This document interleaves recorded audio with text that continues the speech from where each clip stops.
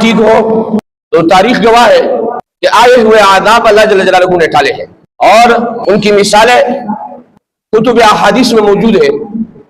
مدینہ کی سرزمین پر زلزلہ آتا ہے، حضرت عمر بن خطاب رضی اللہ تعالیٰ عنہ زمین پر پاؤں مارتے ہیں اور زمین سے کہتے ہیں ٹھہر جا، آیا میں نے آپ پر انصاف نہیں کیا؟ تاریخ گواہ ہے آج تک مدینہ پر زلزلہ نہیں آیا۔ آج ہمارے لوگ کہتے ہیں جناب والا اعمال سے کچھ نہیں ہوتے، حضرت عمر بن خطاب رضی اللہ تعالیٰ عنہ عمل کا حوالہ دیتے اور فرماتے ہیں جناب والا میں نے آپ پر انصاف کا عمل نہیں کیا، آپ ہل کیوں رہی ہو؟ اسی طریقے سے پہاڑ سے آگ نکلا، حضرت عمر بن خطاب رضی اللہ تعالیٰ عنہ نے حضرت تمیم داری رضی اللہ تعالیٰ عنہ سے کہا اس آگ کو واپس دھکیل دو، انہوں نے چادر کے ذریعے سے اس آگ کو واپس دھکیلا ہے اور جس پہاڑ سے نکلا تھا وہاں پر واپس کر دیا ہے۔ اسی طریقے سے اگر دریائے نیل نے سرکشی اختیار کی تو حضرت عمر بن خطاب رضی اللہ تعالیٰ عنہ نے ایک رکا بھیجا ہے اور کہا اگر اللہ کے حکم سے چلتے ہو تو چلو، ورنہ اگر سرکشی اختیار کرتے ہو تو آپ کی کوئی ضرورت نہیں ہے۔ یہ عمل ہے جو حضرت عمر بن خطاب رضی سرکشی ایک رکے اور ایک خط کے ذریعے سے ختم فرمائی ہے۔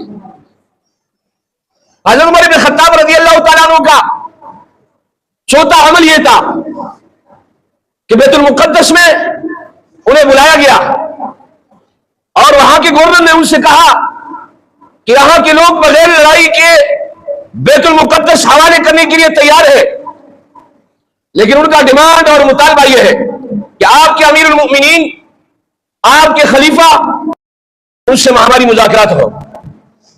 حضرت عمر بن خطاب رضی اللہ تعالیٰ عنہ نے اس پیشکش کو قبول کیا اور حضرت عمر بن خطاب رضی اللہ تعالیٰ عنہ بیت المقدس گئے ہیں ایک اونٹ ایک غلام کو لے کر، اور وہاں جب گئے ہیں جہاں پر لوگ انتظار کر رہے تھے، غلام کے ساتھ اونٹ پر باری مقرر ہے۔ حضرت عمر بن خطاب رضی اللہ تعالیٰ عنہ پہنچتے ہیں تو باری غلام کی ہوتی ہے اور اونٹ کا مہار تاما ہوا ہوتا ہے۔ وہاں کا گورنر آتے ہیں جناب والا آپ کے لیے میں نے ایک جوڑا تیار کیا ہے، برائے مہربانی آپ ان کے ساتھ مذاکرات کرنے کے لیے جا رہے ہو، آپ اس جوڑے کو چینج کر لیں، تبدیل کر لیں۔ اس جوڑے میں 12 پیون لگے ہوئے تھے۔ حضرت عمر بن خطاب رضی اللہ تعالیٰ عنہ نے غصہ ہو کر فرمایا اعزنا اللہ بالاسلام، آپ کو کیا ہو گیا؟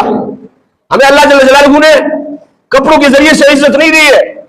آج کل دنیا میں لوگ کپڑوں اور گاڑیوں کے ذریعے سے پڑھ کے جاتے ہیں۔ حضرت عمر بن خطاب رضی اللہ تعالیٰ عنہ اس صحابی سے کہتے ہیں